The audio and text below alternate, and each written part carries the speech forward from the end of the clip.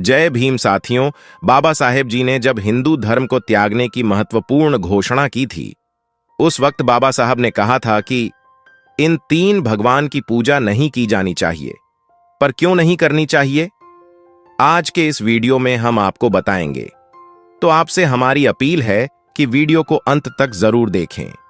बाबा साहब ने कहा था कि तीन देवी देवताओं की पूजा नहीं करनी चाहिए। तब हिंदुओं ने उनका बहुत विरोध किया था। हिंदुओं को लगने लगा था कि डॉक्टर अंबेडकर हिंदू धर्म का विभाजन कर रहे हैं और ऐसे कई आरोप बाबा साहेब जी पर लगाए गए। तब बाबा साहेब जी ने घोषणा कर दी थी। पर अभी भी बाबा साहेब के मानने वाले कुछ लोग हिंदू धर्म के देवी देवताओं की पूजा कर रहे हैं। अपने लोगों को समझने के लिए बाबा साहेब जी ने एक भाषण में बताया कि कौन से तीन देवता है कि पूजा नहीं करनी चाहिए, और उन्हीं देवता के तीन त्योहार को भी स्पष्ट रूप से नहीं मनाना चाहिए। यह भाषण बाबा साहेब जी ने 28 अगस्त 1937 को मुंबई के म्युनिसिपल हॉल में दिया था।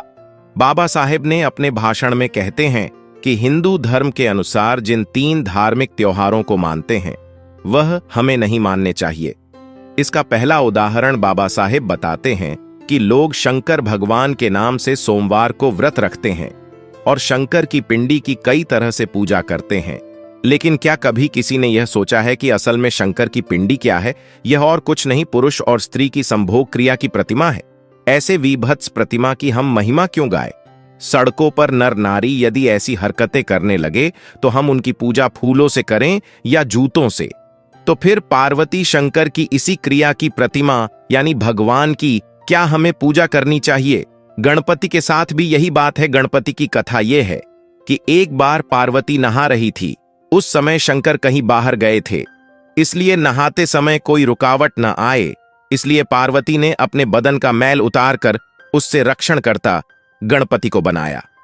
सो मैल से उत्पन्न अमंगल को भगवान कैसे माना जाए? लेकिन हिंदू धर्म के भगवान बड़े ही विचित्र हैं, इसलिए ईमानदारी से मुझे लगता है कि उनकी पूजा नहीं की जानी चाहिए। तीसरी बात है, दत्तात्रेय की अत्रि ऋषि की पत्नी अनुसया महान पतिव्रता है।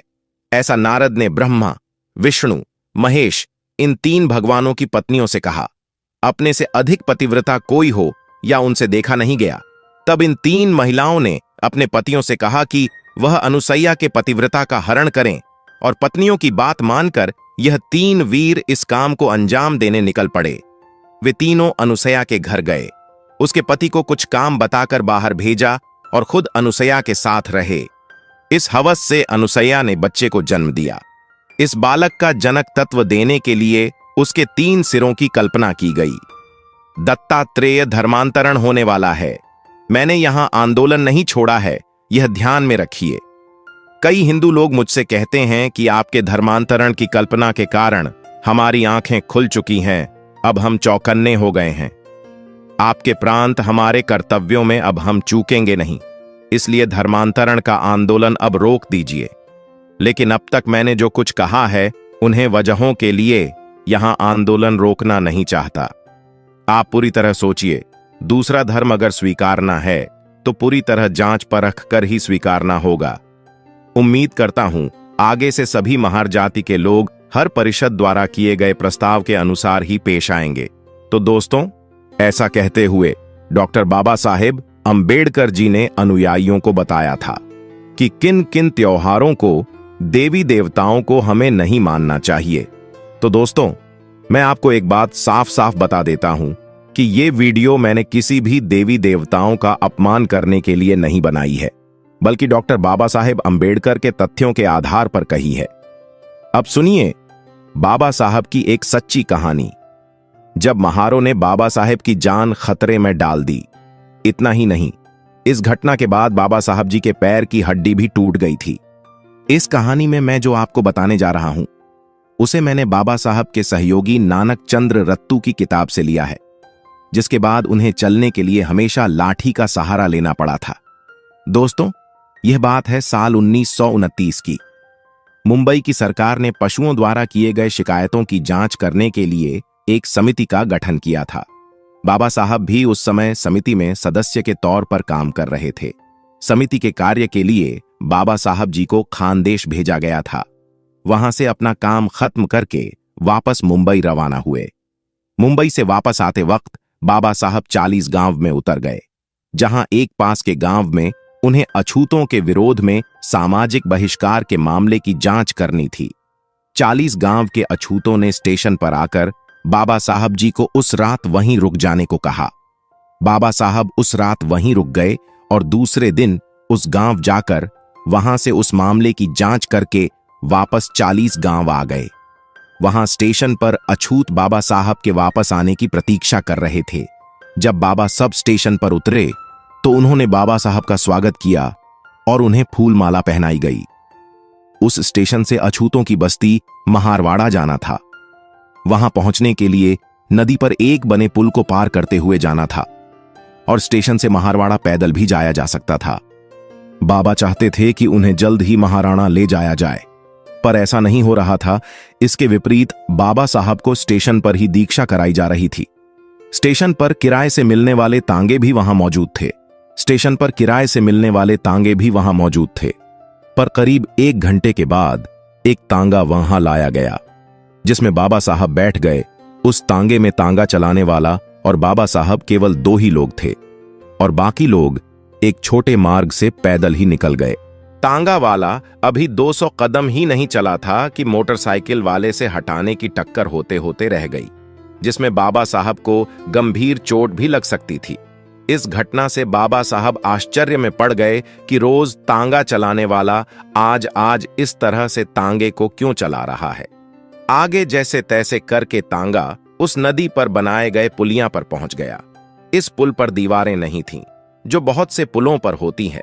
तांगा पुल से जा ही रहा था कि अचानक घोड़ा बेकाबू हो गया और तांगे का पहिया एक पत्थर से इतनी जोर से टकराया कि बाबा साहब उछलकर तांगे से नीचे गिर गए। बाबा सब इतनी जोर से घिरे कि बेहोश हो गए। जो लोग स्टेशन पर बाबा साहब का स्वागत करने आए थे, वह महारवाड़ा पहुंच चुके थे और वहां पहुंचकर वह बाबा साहब की राह देख रहे थे। कुछ लोगों द्वारा बाबा साहब को इसी हालत में महारवाड़ा पहुंचाया गया। उन्हें कई चोटें आई थीं और उनके एक पैर की हड्डी टूट गई थी, जिस वजह से बाबा साहब कई दिनों तक चलने फिरने के योग्य नहीं थे। बाबा साहब सोच रहे थे कि उस पुल से तो रोज कई तांगे आते जाते होंगे, पर ऐसी घटना तो पहले कभी नहीं हुई। जब पूछताछ की गई तो असल बात पता चली। रेलवे स्टेशन पर जो देर हुई उसका कारण यह था कि कोई भी तांगा वाला बाबा साहब को अपने तांगे में ले जाने के लिए राजी नहीं था, क्योंकि बाबा साहब अछूत थे और महार जाति के लोग बाबा साहब को पैदल महारवाड़ा जाने नहीं देना चाहते थे। महार जाति के लोगों का सोचना था कि बाबा साहब के वहां पैदल जाना यह उनके शान के खिलाफ है। इस बीच रास्ते यह निकाला गया कि तांगे का मालिक किराए से तांगा देने को राजी तो हुआ, पर वह तांगा नहीं चलाएगा। अब महार लोगों को तांगा तो मिल गया था, पर तांगा चलाने वाला नहीं मिल रहा था। अंत में यह तय हुआ कि उनमें से ही कोई एक व्यक्ति तांगा चलाएगा। उन्हें लगा कि तांगा चलाने में कोई कठिनाई तो नहीं है। यह सोचकर एक आदमी ने घोड़े की लगाम थाम ली। अनुभव न होने की वजह से उसे एहसास हुआ कि तांगा चलाना यह उसके बस की बात नहीं है। वह इतना डर गया कि उसने घोड़े को काबू में रखने के सारे प्रयास ही छोड़ दिए, जिस वजह से घोड़ा बेकाबू हो गया और यह घटना घटित हुई। बाबा साहब की शान बचाने के चक्कर में 40 गांव के महार लोगों ने बाबा साहब की जान खतरे में डाल दी थी।